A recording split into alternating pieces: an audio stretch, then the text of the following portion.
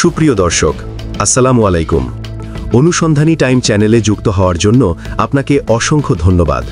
জানিয়ে দিচ্ছি আমাদের হাতে থাকা সর্বশেষ আপডেট।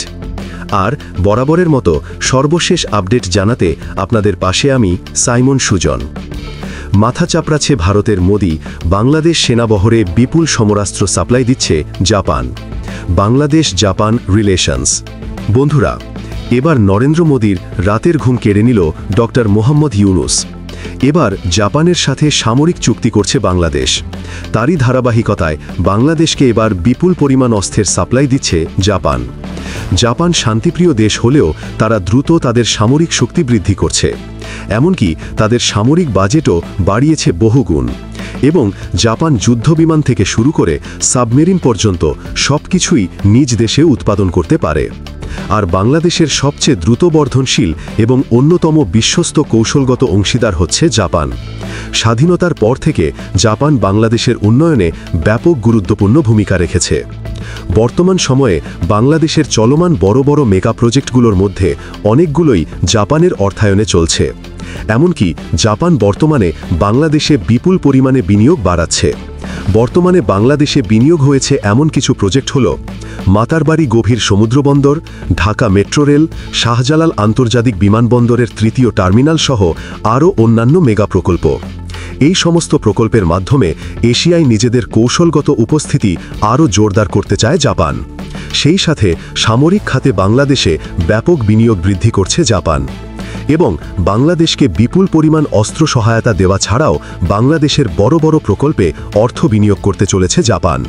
আর এটিকে কোনোভাবেই মেনে নিতে পারছে না নরেন্দ্র মোদী প্রশাসন।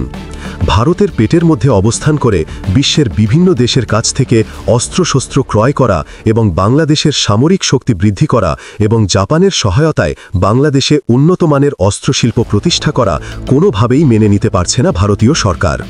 বাংলাদেশের ভিতরে ভারতের এখন আর আধিপত্য নেই বললেই চলে। সম্প্রতি সময়ে বাংলাদেশে বড় একটি অস্ত্রের চালান পাঠাতে চলেছে জাপান। সেই সাথে বাংলাদেশে বিশাল একটি সামরিক কারখানা স্থাপনের সিদ্ধান্ত নিয়েছে জাপান সরকার।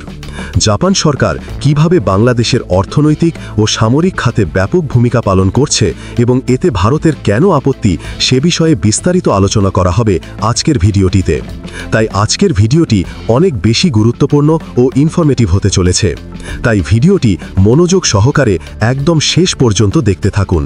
কারণ এই ভিডিওটিতে এমন কিছু তথ্য উপস্থাপন করা হয়েছে যেগুলো বড় বড় মিডিয়া পর্যন্ত প্রকাশ করতে ভয় পায়।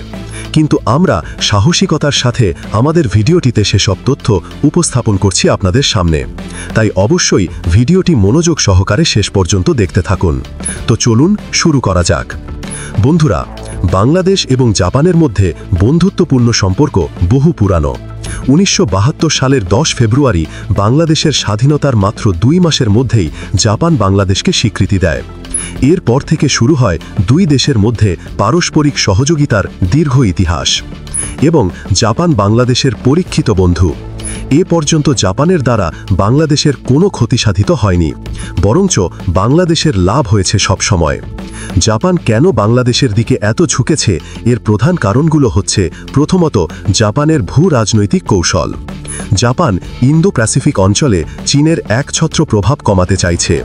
আর এজন্য তাদের দরকার নির্ভরযোগ্য কৌশলগত অংশীদার। আর আপনারা হয়তো জানেন যে চীন ও জাপান একে অপরের শত্রু। আর এ কারণে বাংলাদেশকে নিজেদের অধীনে রাখার জন্যই বাংলাদেশে ব্যাপক বিনিয়োগ বৃদ্ধি করছে জাপান। কারণ বঙ্গোপসাগর হল এশিয়ার একটি গুরুত্বপূর্ণ কৌশলগত করিডর। এখানে বাংলাদেশের বন্দরগুলোতে বিনিয়োগ করে জাপান চাইছে এই গুরুত্বপূর্ণ সমুদ্রপথে নিজেদের উপস্থিতি শক্তিশালী করতে। ফলে জাপানের অবাধ ও মুক্ত ইন্দো প্যাসিফিক দৃষ্টিভঙ্গি বাস্তবায়নে বাংলাদেশ সবচেয়ে গুরুত্বপূর্ণ অংশীদার।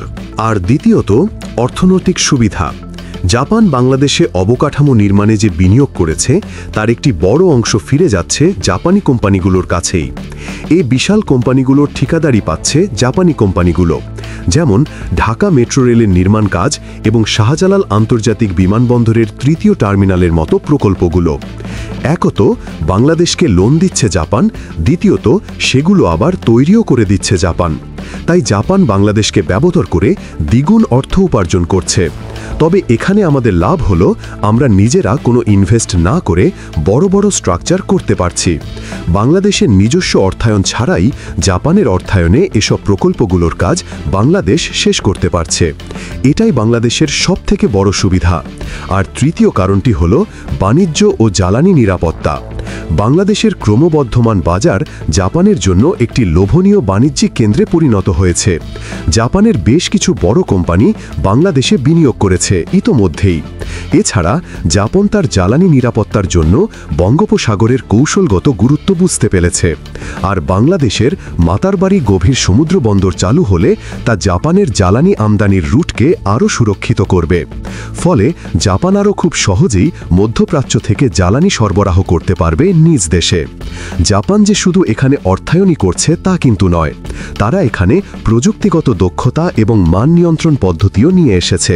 জাপানের আন্তর্জাতিক সহযোগিতা সংস্থা হল জাইকা। বাংলাদেশের বিভিন্ন সরকারি সংস্থাকে প্রশিক্ষণ দিচ্ছে তারা, যা বাংলাদেশের মানব সম্পদকে উন্নত করছে এবং বাংলাদেশের মানুষজন প্রশিক্ষিত হয়ে সারা পৃথিবীতে কর্মের সন্ধানে ছড়িয়ে পড়তে পারছে। আর বাংলাদেশের সবথেকে বড় অবকাঠামো প্রকল্পগুলোর মধ্যে মাতারবাড়ি গভীর সমুদ্র বন্দর অন্যতম।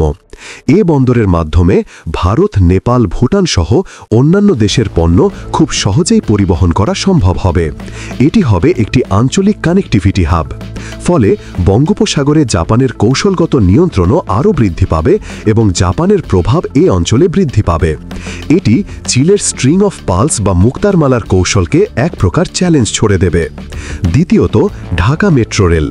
বাংলাদেশের প্রথম দ্রুত গণপরিবহন ব্যবস্থা মেট্রো রেল জাপানের প্রযুক্তিগত দক্ষতা প্রমাণিত হয়েছে। এটি ঢাকার ট্রাফিক জ্যাম কমাতে বেশ গুরুত্বপূর্ণ ভূমিকা পালন করছে। আবার হযরত শাহজালাল আন্তর্জাতিক বিমানবন্দরের থার্ড টার্মিনাল নির্মাণেও জাপানের ভূমিকা অপরিসীম। এই আধুনিক টার্মিনালটি বাংলাদেশের এভিয়েশন খাতকে নতুন উচ্চতায় নিয়ে যাবে। এটি নির্মিত হচ্ছে জাপানের প্রযুক্তি ও অর্থায়নে। এসব প্রকল্পের মাধ্যমে জাপান বাংলাদেশের অর্থনীতির চালিকা শক্তিতে পরিণত হয়েছে। এর ফলে বাংলাদেশের অর্থনৈতিক প্রবৃদ্ধির মূল ভিত্তি হিসেবে কাজ করছে এ জাপানি প্রতিষ্ঠানগুলো। কিন্তু জাপানের এই বিনিয়োগের আরেকটি গুরুত্বপূর্ণ দিক রয়েছে, আর তা হল সামরিক অংশীদারিত্ব। সামরিক দিক থেকেও জাপান বাংলাদেশকে উন্নত করার দিকে মনোযোগ দিচ্ছে এবং বাংলাদেশের সাথে সামরিক চুক্তিও করেছে জাপান। ইতোমধ্যে জাপান কিন্তু বাংলাদেশকে বিপুল পরিমাণ অর্থনৈতিক সহায়তা দিয়েছে। সাম্প্রতিক সময়ে জাপান বাংলাদেশের সামরিক বাহিনীকে প্রশিক্ষণের জন্য বেশ কিছু উদ্যোগও হাতে নিয়েছে। এছাড়াও বাংলাদেশের সশস্ত্র বাহিনীর সদস্যদের উন্নত প্রযুক্তি ও সামরিক কৌশলে প্রশিক্ষিত করছে জাপান সেনাবাহিনী।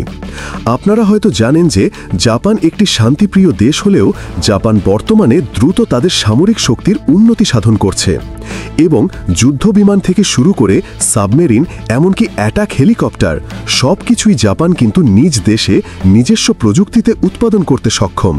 এবং জাপান যদি চায় তারা পরমাণু অস্ত্র তৈরি করবে, তাহলে মাত্র 48 ঘন্টার মধ্যেই জাপান পরমাণু অস্ত্র তৈরি করার সক্ষমতা রাখে। কিন্তু জাপান যেহেতু শান্তিপ্রিয় দেশ এবং তারা কখনোই পরমাণু বোমা তৈরি করবে না চুক্তিতে সই করেছে, তাই জাপান এখনও পরমাণু অস্ত্র তৈরি করেনি। কিন্তু জাপান চাইলে মাত্র 48 ঘন্টার মধ্যেই পরমাণু অস্ত্র সারা বিশ্বের সামনে নিয়ে আসতে পারে এবং জাপান চীনকে নিজের সবথেকে বড় প্রতিদ্বন্দ্বী হিসেবে মনে করে। তাই জাপানের সামরিক শক্তি সম্পর্কে যতটা বলবো ততটাই কম হয়ে যাবে। তবে জাপানের সাথে গত কয়েক মাসে অনেকগুলো চুক্তি স্বাক্ষর এবং প্রতিরক্ষা সরঞ্জামের বিষয়ে আলোচনা হয়েছে। বিশেষ করে জাপানের সামরিক জাহাজ এবং নজরদারি সরঞ্জাম কেনার বিষয়ে আলোচনা করেছে অন্তর্বর্তীকালীন সরকারের প্রধান উপদেষ্টা ডক্টর মোহাম্মদ ইউনুস। ইতোমধ্যেই জাপানের সেলফ ডিফেন্স ফোর্স বা আত্মরক্ষার বাহিনী বঙ্গোপসাগরের নজরদারির জন্য বাংলাদেশের কোস্টগার্ডকে বেশ সহযোগিতা করেছে। এটি বঙ্গোপসাগরের আঞ্চলিক নিরাপত্তা নিশ্চিত করতে একটি গুরুত্বপূর্ণ পদক্ষেপ। বর্তমানে জাপানের লক্ষ্য হল বাংলাদেশ যেন একটি শক্তিশালী আঞ্চলিক প্রতিরক্ষা শক্তি হিসেবে গড়ে ওঠে এবং ভারত ও মিয়ানমারের বিরুদ্ধে বাংলাদেশ যেন একটি শক্তিশালী অবস্থান তৈরি করতে পারে সেদিকে নজর রাখছে জাপান সরকার। তারই ধারাবাহিকতায় বাংলাদেশকে এবার বিপুল পরিমাণ অস্ত্র সহায়তা দিতে চলেছে জাপান। বন্ধুরা, বাংলাদেশ ও জাপানের মধ্যে এই সামরিক চুক্তি এবং বাংলাদেশের মেগা প্রজেক্টগুলোতে জাপানের অর্থনৈতিক সহায়তা ও প্রযুক্তিগত সহায়তাকে আপনি কেমন চোখে দেখছেন তা অবশ্যই আমাদেরকে কমেন্ট করে জানাবেন। এবং আরও এমন ভিডিও পেতে এখনই আমাদের চ্যানেল অনুসন্ধানী টাইমকে সাবস্ক্রাইব করুন এবং পাশে আসা বেল বাটনে ক্লিক করুন। তো দেখা হচ্ছে পরবর্তী ভিডিওতে। ততক্ষণ পর্যন্ত সুস্থ থাকবেন, ভালো থাকবেন। আল্লাহ হাফেজ।